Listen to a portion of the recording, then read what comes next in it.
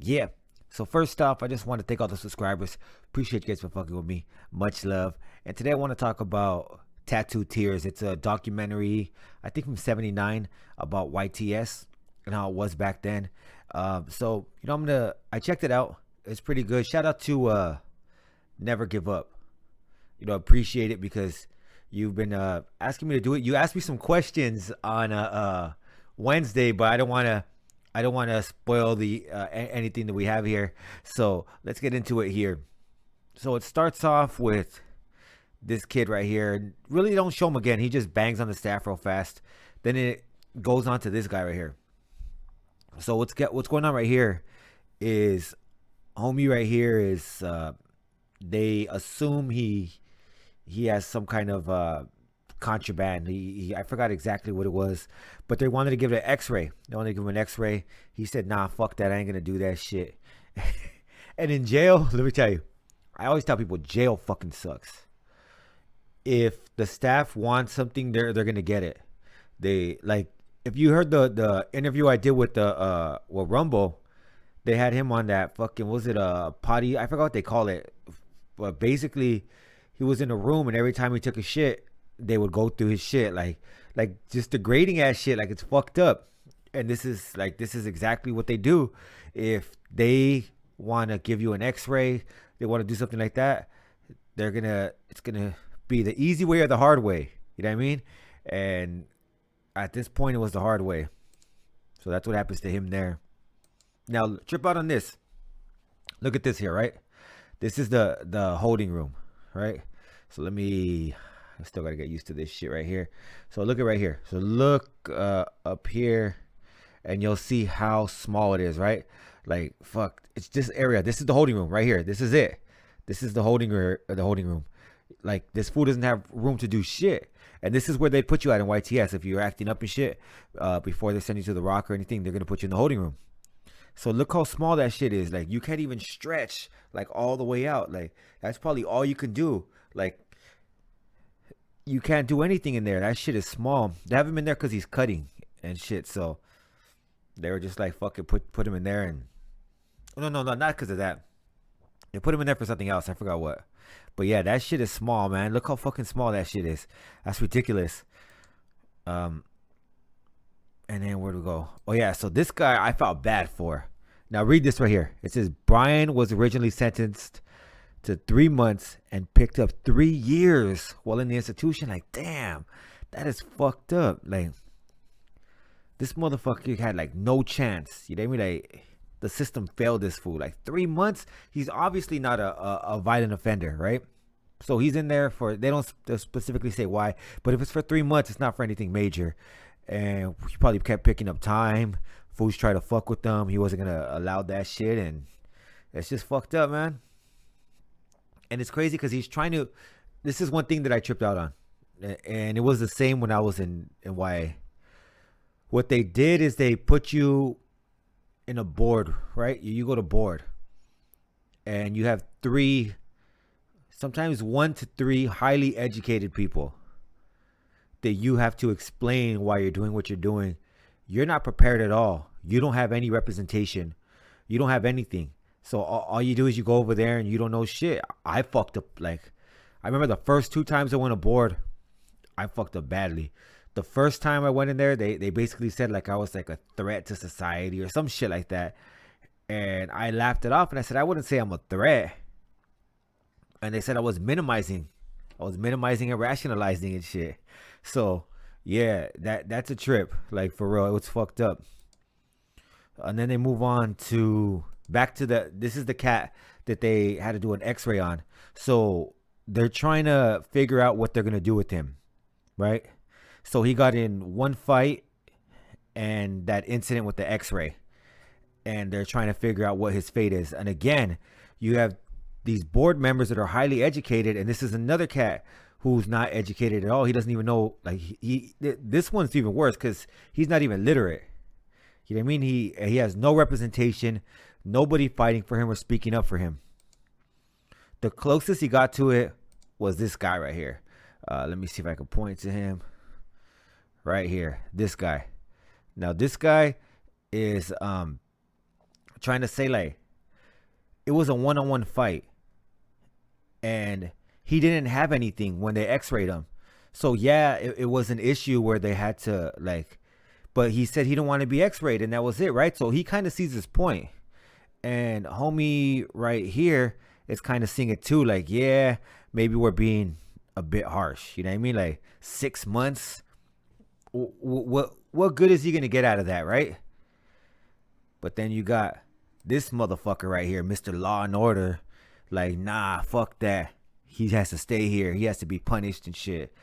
And they end up giving him, I think it was 90 days, if I remember correctly. 60 to 90 days. I don't remember exactly. But all I know is it was fucked up. Like, honestly, they could have just disciplined him in another way. And I think back then, Y had maybe less assaults, because that's something like banging on staff isn't something when I was in Nellis or YTS that they'd give you a level B for. Like, a level B is like where you get time ads. And there were two different kinds of write-ups in YA. You had a level A, which is like they'll take away your canteen or just dumb shit like that, right? They'll do shit like that. Or a level B, which were mainly time ads and shit. So level B will automatically drop your phase and shit too. So there were 3 phases. Phase 1 were the fuck ups. Phase 2, like, anyway, like, it's just like if you're doing all right. And phase 3 were like programmers and shit. Like you're really doing your like you're trying to go home, or you're getting away with everything. So yeah, this motherfucker wanted to make sure he got some kind of time, like a fucking asshole. So yeah, then it moves on to this cat right here. Ronnie was placed in a holding room after suicide attempts. So this kid right here, like, to me, I felt like he had a lot of pain in his life, for real. There was something going on. He needed some kind of attention. You could see that's what he wanted. He wanted their attention. He wanted them to, like, look at me. And he wanted to make sure that everybody knew that he was there. He wanted to make sure people knew his name. And so there was something missing in his life. That's what I got. Like, there was something, some kind of pain, something that he wasn't getting. So he acted out to get that shit. So this one I thought was kind of like, you could kind of see the staff. One of them was kind of being a dick. Like, he wasn't really taking the fact that this guy was cutting. That was one thing. That's what he was doing too. The kid in the room was just cutting himself like a motherfucker. And he wasn't taking it seriously. He was joking around. Like, you could tell that staff member had been hardened by the institution. He really didn't have the compassion or the empathy anymore. For him, it was just a job and shit. So this part was a trip to me, because like, you could see the differences. When I was in Y, there was no way a staff member. So here we go right here. This cat right here is a ward. The shirtless one's a ward, right? And this one over here is a staff member. The homie lighting his cigarette is a staff member. So it's a trip. You got the staff smoking like a cigarette with fucking a ward and shit. That was a trip. You definitely didn't see that when I was in Y. Like, that was definitely a trip. Something that was way different back then. But yeah, I thought that was pretty crazy. And so this to me was like, fuck, that shit seems like it'll be torturous, because okay, this kid was like, he had some serious fucking issues, for real. He cut his legs up, and he told the doctor that he was just gonna open it up again, and he wanted to get gangrene and have his leg fucking get amputated. Like, he thought that shit was funny. I'm telling you, this kid, I don't think he was necessarily like 5150. I just think that he had some deep emotional trauma, and that's what was causing him to act out. He didn't see any value in himself, and I'm not exactly sure what it was that caused that, but he had some deep emotional trauma that he needed to address, and why it didn't seem like it was a place for him. So what they did is they handcuffed his arms to a bar in the holding room which was, like I said earlier, small as fuck anyway. So this was extra uncomfortable. I could only imagine, like, fuck, his arms were fucking probably cramped. That shit just seems like that'd be fucked up, man, for real. That's a fucked up way to, like, I don't know how long they kept him like that, but that shit seems torturous as fuck, for real, man. So I was just like, damn, like, I understand that they're put in a position where they're trying to save him from not having to get his leg amputated, but I don't know. There had to have been another way. Like for real. And so it says that he stayed in that holding room for another 3 months. He was then released and 2 months later rearrested and charged with threatening the person who originally had him committed jackass, man. He faces a possible 3-year sentence. You know, the reason I laugh and say that shit is because basically I did the same shit. That's what I went to YA for. I got out on a technicality. And I went back and basically tried to dissuade the witness, and I got charged with that shit. That's what got me sent to YA. So but like, he already went to YA, so he should have just chilled out. Like, fuck it, I already did the crime, right? Like, I already did the time. So, but yeah, I know exactly what he went through with that shit. So Pedro.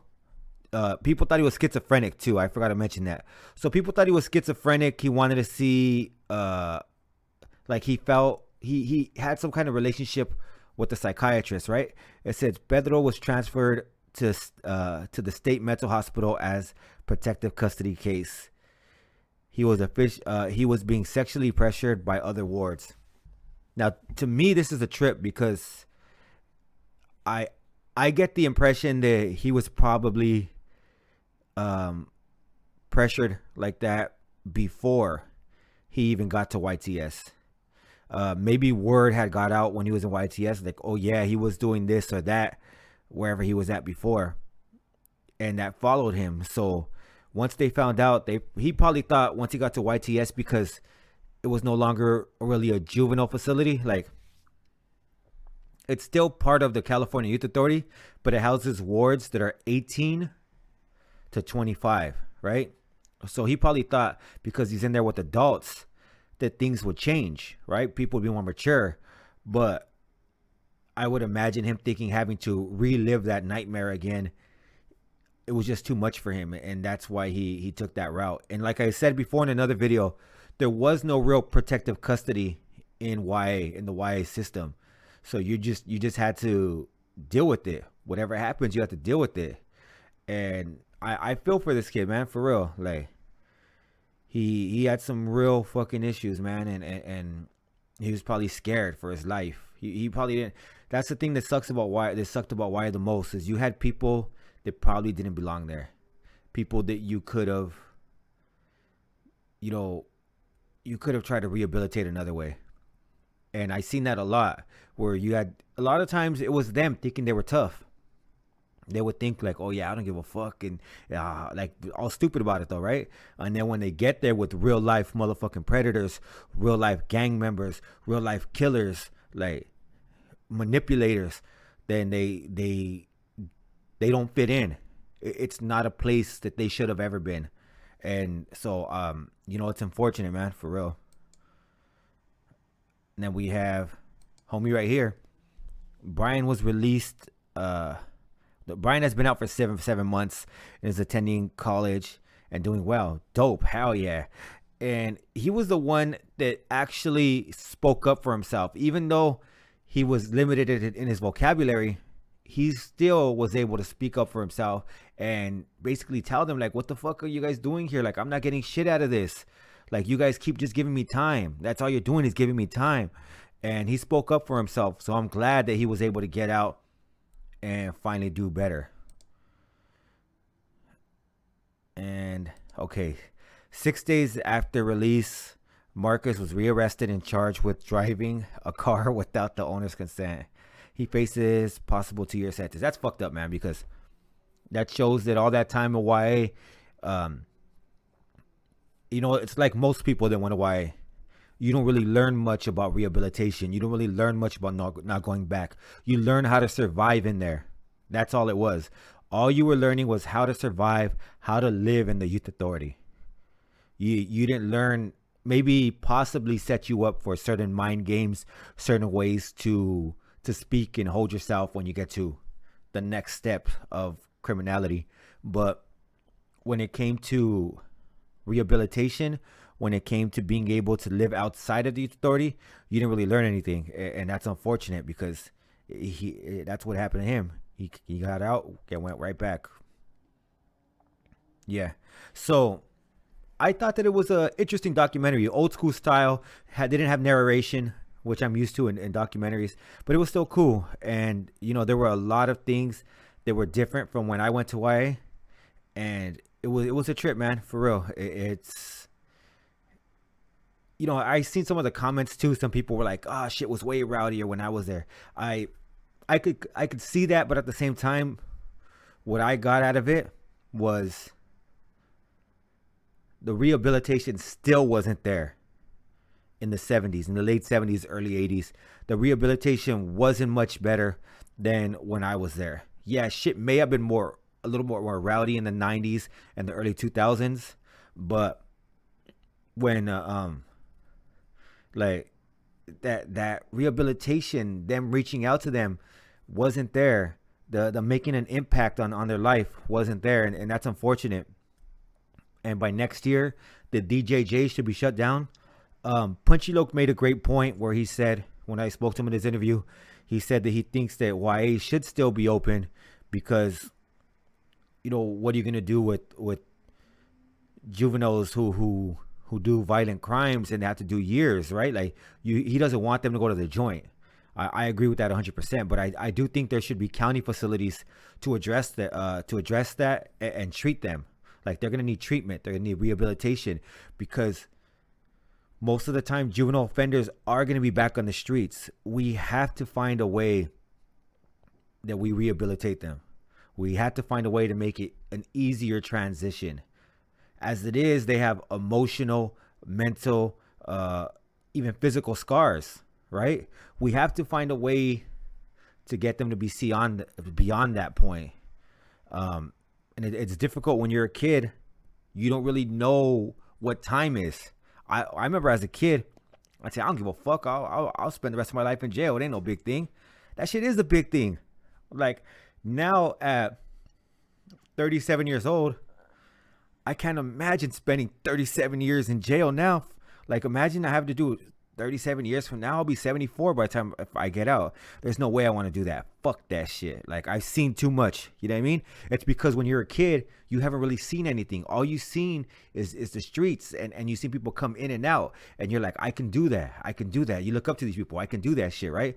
So you don't really have a full sense of what time is. You lived 14, 13 years old. You've really lived, like, say, the most that you've been out there on your own. We'll say some people get out there like 10, 11, right? So that's 5 years. That's to you, that's your lifetime, right? That's your real lifetime out there in the streets, banging, doing whatever. But that ain't shit. You don't really understand, like as a kid, they don't really understand what the rest of their life means because they've only lived a small fraction of it, right? That's the first thing. Another thing is they don't understand, because they don't understand that. They don't understand death. They don't understand that when they're gone, there is no redo. And all they're leaving behind is memories. That's all they're leaving behind, and they're leaving behind, but their family has to pick up the pieces. Their homies, like their friends, everything, they had to deal with their passing. So they don't understand that. They don't understand that when you do change, there's so much more than outside of your city, your blocks, your street. There's so much more than that. Not that you don't love that. You'll always have love for that. But see something outside of that. Understand that life is bigger than that, right? And I get the impression that back then it was the same thing. They didn't see beyond that. All they seen was that. And YTS didn't teach them anything more. But yeah, I thought it was a good documentary. I thought it had the same problems that when I went there, and like I said, lack of rehabilitation, violence. Although there was much more violence when I was there, but yeah, it was a trip, man. It was definitely a trip and a walk through memory lane. Some of the changes By the time I got to YTS, they had the electric doors where they would just rack your door. So you had that shit. The back windows, they didn't have them like that either. They had the fucking where you could look out there, but you couldn't yell. I know that's one thing I noticed is when they were outside, you had people yelling out the back windows. You didn't have that shit when I was there. You like it was all cemented up and plexiglass and all that shit. But yeah, it was a dope ass walk down memory lane, and it was a dope ass fucking documentary. I appreciate it. And with that, I'm out. Peace.